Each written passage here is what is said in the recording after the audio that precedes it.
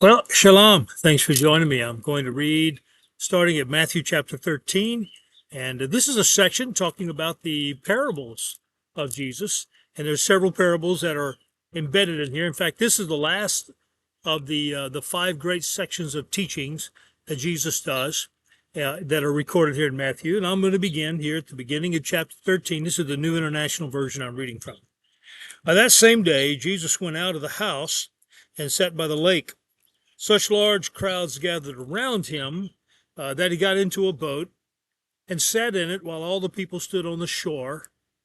And then he told them many things in parables, saying, a farmer went out to sow his seed, and as he was scattering the seed, some fell along the path, and the birds came and ate it up. Some fell on rocky places where it did not have much soil. It sprang up quickly because the soil was shallow. But when the sun came up, the plants were scorched and they withered because they had no root. Other seed fell among thorns, which grew up and choked the plants.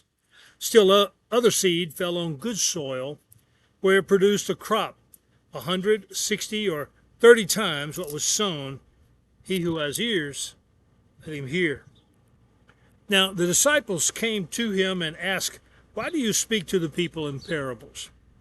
And he replied, the knowledge of the secrets of the kingdom of heaven has been given to you, but not to them. Whoever has will be given more.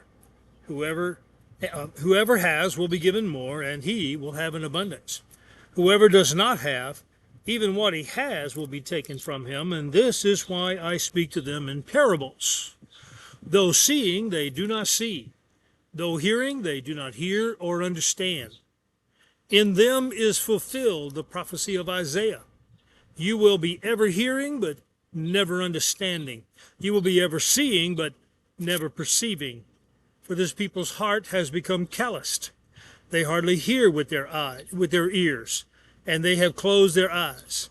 Otherwise they might see with their eyes, and hear with their ears, and understand with their hearts, and turn, and I would heal them. But blessed are your eyes, because they see, and your ears, because they hear.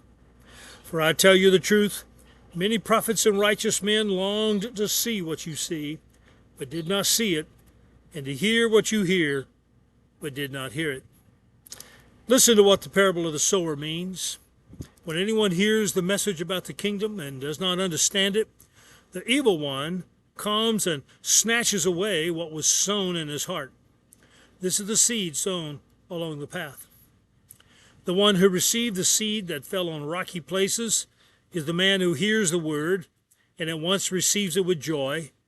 But since he has no root, he lasts only a short time. When trouble or persecution comes because of the word, he quickly falls away.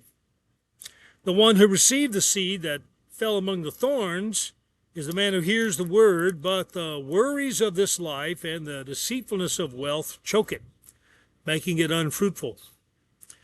But the one who received the seed that fell on good soil is the man who hears the word and understands it. He produces a crop, yielding 100, 60, or 30 times what was sown. Now, when Jesus begins to teach in parables, his disciples are wondering, why aren't you just teaching plainly? Why are you teaching in parables? And Jesus quotes, by the way, from Jeremiah 5:21. He quotes from Isaiah chapter 6, verses 9 and 10, as the reason that he's using these parables. He says, seeing they do not see, hearing they do not hear. And then he says from Isaiah, you'll be ever hearing but never understanding. You'll be ever seeing but you will not perceive. For your heart is calloused. They've closed their eyes.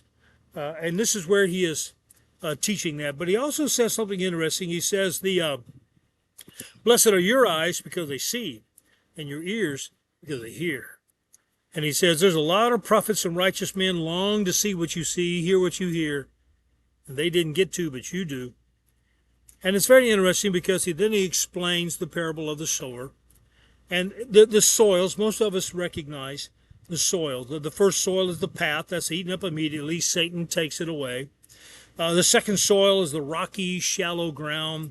It It springs up quickly, but it also dies quickly because it doesn't have any root. Hardship or tribulation is just too much for it to bear.